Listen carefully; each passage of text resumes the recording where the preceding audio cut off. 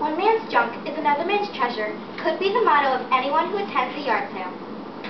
Yard sales are as American as apple pie, the 4th of July, and Sunday afternoon football games. But did you know that yard sales can be addictive? In this piece, The Charge Up Yardsale Hill, you will hear the fate of an energetic young girl who spends her Saturday morning with her mom in her mom's yard sale brigade. The results are interesting, funny, and surprising. The Charge Up Yardsale Hill by Ken Bradbury. I didn't ask to go. It was not my idea. My Saturday mornings usually belong to me, and Mom does not interfere. But this was no normal Saturday, and this is no normal mother. Some mothers are called to wrestle steers on the rodeo, others to repair nuclear bombs, or stomp alligators, or teach 7th graders. But nothing so tame would appeal to my mother. My mother is a commando. A yard sale commando. Bulls react to waving capes. Mad dogs go crazy at the sight of water. Man-eating tigers lose their minds at the smell of red meat. For my mother, it takes just one simple sign that says, yard sale. It had promised to be one of those Saturday mornings that I'd always dreamed of. No school, sleep till noon, call up a few friends, just generally turned to mold, watching TV and doing nothing. Then Mom flew into my bedroom, jerked off my covers and said, "Get up, Amanda! Today is the day you become a woman. Your first yard sale." What could I do? I just assumed that she'd lost her mind and could be dangerous. And after all, I could sleep in the car all morning, while she picked through all the neighbor's stuff. Well, let me tell you, honey, there was no sleeping in this car. In the first place, she had packed it to the gills with 4 of her commando friends. Our white Buick blasted off the launch pad at 6 a.m. sharp, wilting the grass and killing every sparrow within 20 yards. And that look in my mother's eyes, I had never seen anything like it. "Mom," I said, "what's the matter?" "In the yard sale game, Amanda," she sneered, "it's either crush or be crushed. This is the day you grow up, little girl." In science class, they showed us videos of poisonous pythons and crazed polar bears, but close up, this was more frightening. The early morning traffic was heavy, but that made no difference to Mom. She just went around it, or under it, or over it. At the edge of town, our Buick jumped completely over a troop of sleeping Boy Scouts and landed nose first at the foot of a mail carrier, who quickly shot up to the top branches of an elm tree.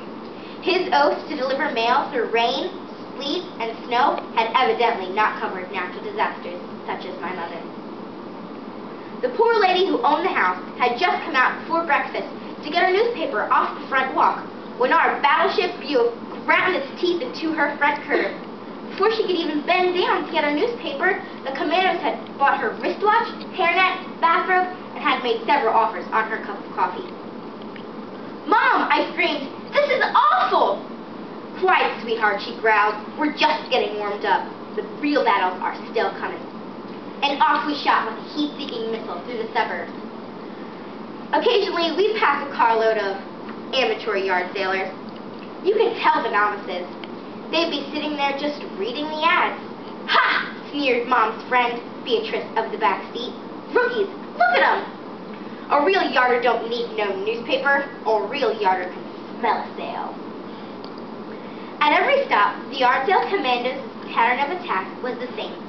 Mom would screech up to the curb, and the 4 doors of our old Buick would explode like an egg in a microwave. The commandos would spread out, covering every yard within a 2-block area, searching for the biggest bargains. When one was spotted, the commando would reach down into regions unknown and pull out a small whistle, pitched so high that only other commandos and deaf dogs could hear it. Then it would begin. Offers were shouted at with bullhorn volume. Hands desperately grabbed cartons, prices dropped like lead underwear.